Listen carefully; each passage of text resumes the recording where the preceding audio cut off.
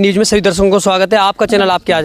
दोस्तों, आज मैं आपको लेके आ चुका हूँ भगवान राम के बहनोई श्रृंगी ऋषि, यानी कि जो श्रृंगी ऋषि थे, जो भगवान राम के बहनोई थे। यानी दोस्तों, हम बताना चाहेंगे कि आपने भगवान राम के बारे में तो सुना होगा, जिनका भव्य मंदिर तैयार हुआ है। उनकी एक बहन भी थी, उनका नाम था शांता, और उनके जो बहनोई थे श्रृंगी ऋषि, जिन्होंने यहाँ पे तप किया था। वही जगह है, वही तपोवन है, और उसी जगह पे हम आ चुके। देखिए, ये आश्रम है, और उनका यहाँ पे काफ़ी हमारे सन्यासी लोग, ऋषि लोग जो तपस्या किए थे। और वहाँ पे आज भी ये देखिए, उसी रूप में, ये हमारे देव रूप में बैठे हुए हमारे जो साधु लोग हैं, जो आप उसी प्रकार से आज भी तपस्या कर रहे हैं और यहाँ पे पूजा पाठ कर रहे हैं, और वो प्रचलन अपना जारी रखा है। ये उत्तर प्रदेश का अरंडवन नाम से जाने वाला जगह है, जिसको पुराने टाइम पे अरंडवन बोलते थे, वही जगह है। ये देखिए, हम उन्हीं के आश्रम में आ चुके हैं यहाँ पर, और ये जो आश्रम है वो श्रृंगी ऋषि जी का आश्रम है। और हम यहाँ पे ये गुरुदेव लोग बैठे हुए हैं। गुरुदेव लोग जय श्री राम। जय श्री राम, जय श्री राम। मौज करो बेटा। हाँ, तो गुरुदेव से हम बात करेंगे आज, और यहाँ पर उसी सब्जेक्ट में मतलब बात करेंगे, उसी विषय के ऊपर चर्चा करेंगे कि यहाँ पे इसकी क्या मान्यता रही है और क्या इसकी विशेषताएं रही हैं यहाँ पे। और लोग यहाँ पे आते, बहुत दूर से लोग आते हैं यहाँ पे आज भी, और यहाँ पे तपस्या की जाती है यहाँ पे। और हर साल यहाँ पे भव्य कार्यक्रम रखा जाता है, और यहाँ पे भागवत गीता का पाठ भी किया जाता है। इन हमारे जो संत लोग हैं, इनके द्वारा आज ये जो प्रचलन है वो जारी रखा गया है। ये जो हमारे साधु संत लोग हैं, इनके द्वारा। बाबा जय श्री राम। जय श्री राम बेटा, मौज करो। क्या नाम है आपका? हमारा नाम है भगवान स्वरूप महाराज जी।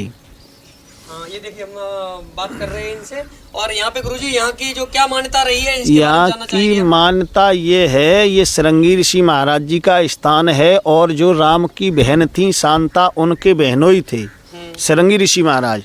और जब राजा दशरथ ने पुत्रेष्ट यज्ञ कराया था, तब ये श्रृंगी ऋषि वहाँ पर पहुँचे थे यज्ञ में, और इन्हीं के द्वारा इन्हें राम रूप जो पुत्र रतन हैं वो प्राप्त हुए थे, और राम के ही बहनोई थे ये। तो इसीलिए ये सतयुगी आश्रम है, और ये डिस्ट्रिक्ट मैनपुरी है। यहाँ पर कस्बा ओंछा है। यहाँ पर ये हम संत लोग सभी लोग बैठ कर के भजन करते हैं, तपस्या करते हैं, और हमारे भक्त लोग आते जाते रहते हैं। और यहाँ से लेकर के आगरा, मथुरा, ये सब ब्रजभूमि है भैया। ये अराउंड वन है। इस अराउंड वन में पता नहीं कितने ऋषि मुनि तपस्या करते हैं। और भैया, आज ये बच्चे आए हैं यहाँ पर संतों के दर्शन करने के लिए। बहुत बहुत इनका स्वागत है। बहुत सौभाग्य हमारा जो इन संत लोगों का हमें दर्शन प्राप्त हुआ।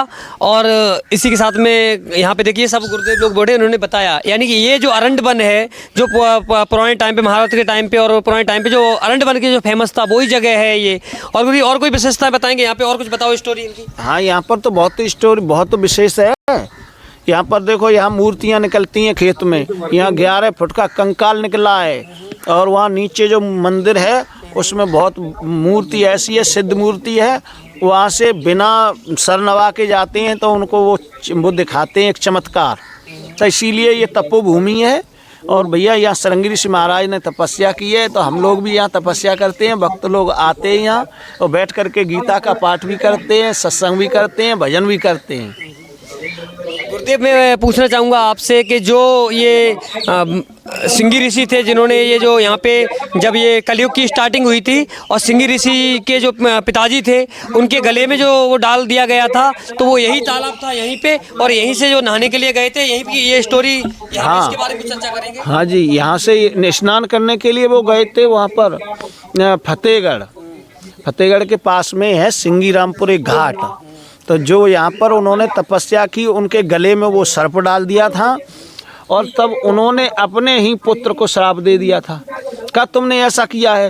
राजा परीक्षित कितना धर्मात्मा राजा है, और तुमने उसको क्यों ऐसा श्राप दे दिया है कि 7वें दिन उसको तक्षक डस लेगा। तो इसीलिए उनके सिंह निकल आया था, उनको श्राप दिया था उनके पिता ने। तो वो यहाँ से फिर उन्होंने विनती की थी कि ये बताओ, आपने हमें श्राप तो दे दिया, भाई हमारा ये सिंह निकलेगा, गिरेगा कैसे।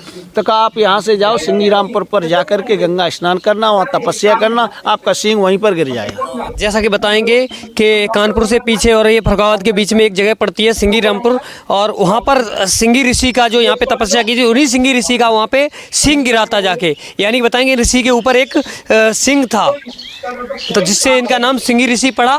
उन्हीं की चर्चा की गुरुदेव ने यहाँ पे और उनके बारे में बताया। और वही ये मतलब जगह है, यहाँ पे जाके वहाँ पे गंगा स्नान के लिए सिंगी ऋषि जी गए हुए थे। और यहीं पे ये वही जगह है जहाँ पर ये तपस्या कर रहे थे उनके पिताजी।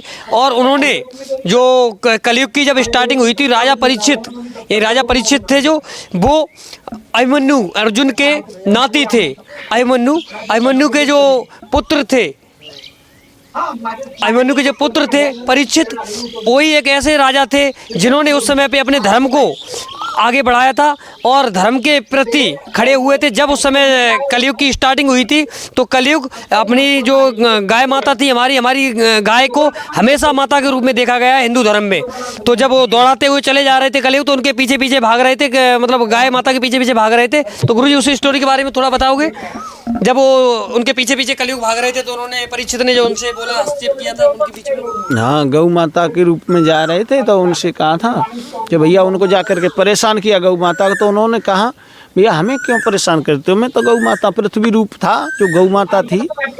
और महाराज जी के पास भी आया हूँ और हम दूसरे हमारे महाराज जी उनसे ही बात करना चाहेंगे। गुरु जी आप भी बताओ कुछ। हाँ, मैं जो गौ माता थी वो पृथ्वी थी और कलयुग पीछे पड़ा था। और तब राजा परीक्षित ने कही कि भाई हमें धर्म है, क्या धर्म नहीं, मैं कलयुग आ चुका हूँ। इसलिए कलयुग को मैंने रोधा तो परीक्षित को कलयुग पर सवार हो गया। उन्होंने जो राजा और महाराजा को मुकुट पहन लिया था, पहले कोई मारे होंगे जरा, हाँ, वो मुकुट पहन लिया। मुकुट पहनते ही राजा की बुद्धि भ्रष्ट हो गई, मरा हुआ सर्प समी के ऋषि के गले में डाल दिया था। हाँ, यानी कि हम बताना चाहेंगे कि जब कलयुग की स्टार्टिंग हुई थी तो जो राजा परीक्षित थे, वो राजा परीक्षित ने जब यहाँ से गुजर रहे थे वो, तो उन्होंने एक ऋषि को तपस्या करते हुए देखा और उन्होंने उनको आवाज़ दी कि मुझे पानी पिला दो।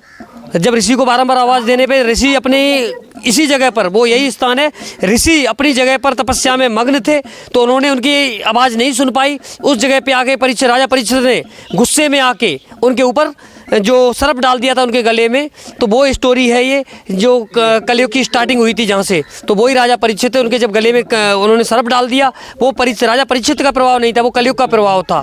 यानी कि कलयुग ने जब कलयुग में एंट्री हुई थी कलयुग की, तब उसने उनसे वरदान मांगे थे। जब राजा परीक्षित से उनका युद्ध हुआ तो वो हार गया, तो उन्होंने बोला हमें तो आना ही था, हम तो योग्य हैं। तो उन्होंने बोला बेटा कोई बात नहीं, अब तू आया है तो रह ले। तो उन्होंने बोला हमें भी कुछ स्थान दीजिए यहाँ पर, तो उसी के बारे में हम चर्चा करेंगे। तो उन्होंने उनको जो जगह दी थी तो उन्होंने एक स्वर्ण दिया था, यानी स्वर्ण उन्होंने बोला। और जहाँ पर लोग मदिरा पान करते हैं, जो लोग ये करते हैं, तो वो स्थान उनको दिया था। हाँ, जहाँ पर गलत काम होते हैं वो जगह कलयुग के अंडर में कर दी थी, उनको दे दी थी कि ये स्थान तेरे रहेंगे। तो उन्होंने बोला हे महाराज, आप राजा हो और राजा का कर्म होता है, धर्म होता है कि एक अच्छा स्थान भी हमें दे दीजिए। तो उनके मुंह में से गलती से निकल गया, जा बेटा तेरा स्वर्ण में भी वास रहेगा। उसी दिन से उनका वास स्वर्ण में हुआ और राजा परीक्षित के सिर पे मुकुट लगा हुआ था, वो स्वर्ण का था। उसी समय उसमें प्रवेश कर गया और उनके अंदर अहंकार जाग गया। जब अहंकार जाग गया तो उनके अंदर मैं का शब्द जो अंदर घुस गया और उन्होंने वही सर्प को जो एक देखा, बाजू में एक मरा हुआ सर्प था पेड़ पे लटका हुआ, तो उसी सर्प को उठा के जो सिंगी ऋषि जी थे उनके पिताजी के गले में डाल दिया। हाँ, सिंगी ऋषि के जब गले में डाल दिया तो उसी सर्प ने 7वें दिन जिंदा होकर उन्होंने श्राप दिया। जब उन्होंने सिंगी ऋषि को मालूम पड़ा कि हमारे पिताजी का अपमान किया है, तो उन्होंने बोला कि यही सर्प जिंदा होके 7वें दिन जाके जिसने भी डाला है मेरे पिताजी का अपमान किया है उसको काट लेगा जाके। तो वो वही स्टोरी है और यही वो स्थान है। ये देखिए, चारों ओर दिखाना चाहेंगे, ये देखिए वही स्थान है। आज हमारे इन संत लोगों के द्वारा इस स्थान को रखा गया है और ये दिखने के लिए मिल रहा है। नहीं तो यहाँ पे खंडर जैसा पड़ा हुआ था, जिन लोगों ने यहाँ पे आए और यहाँ पर भव्य मंदिर और ये देखिए सब कुछ तैयार किया। और आज लग रहा है यहाँ पे हम आश्रम में खड़े हुए हैं और सरकार को भी इस आश्रम पे ध्यान देना चाहिए और देखना चाहिए। भगवान राम का जब आपने मंदिर बनाया है तो उनके ये बहनोई थे जो, उन पे भी ध्यान देना चाहिए थोड़े। यानी कि जो भगवान राम का मंदिर तो बन चुका है, लेकिन इस मंदिर पे भी ध्यान दो क्योंकि ये भी उनके मान्य थे और उनके बहनोई थे, एक इकलौते बहनोई थे उनके। और ये देखिए यहाँ पे हमारे गुरु लोगों ने और यहाँ पे उनके शिष्यों ने मिलकर एक ये देखिए मंदिर बनाया है, मंदिर है और ये कुटियाएँ हैं यहाँ पे। ये देखो, हम पूरा दिखाने की कोशिश करेंगे अपने दर्शक लोगों को कि ये देखिए, ये वही स्थान है, ये वही सिंगी ऋषि का आश्रम है जहाँ पर तप किया था, तपस्या की थी सिंगी ऋषि जी ने। ये देखो, ये देखो, पूरा बहुत बड़ी एरिया में फैला हुआ है ये आश्रम।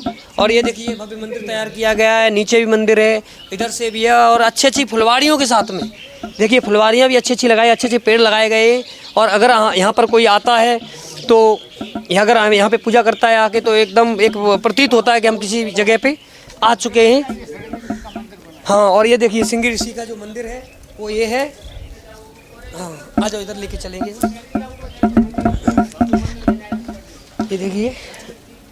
ये देखिए सिंगी ऋषि की मूर्ति लगी हुई है इसके अंदर, और यहाँ पर मंदिर, ये देखिए मंदिर को दिखाएंगे चारों ओर से। एक अच्छा मंदिर बनाया हुआ है, और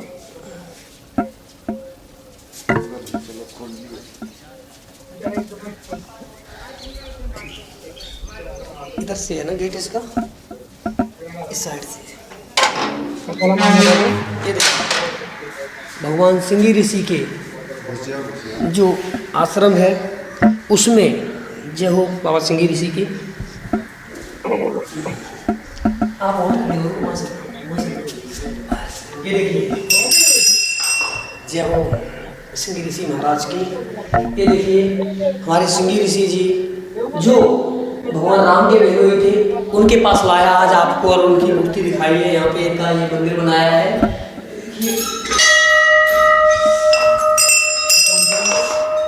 चरणों से आशीर्वाद लेंगे उनके, पैर छूकर।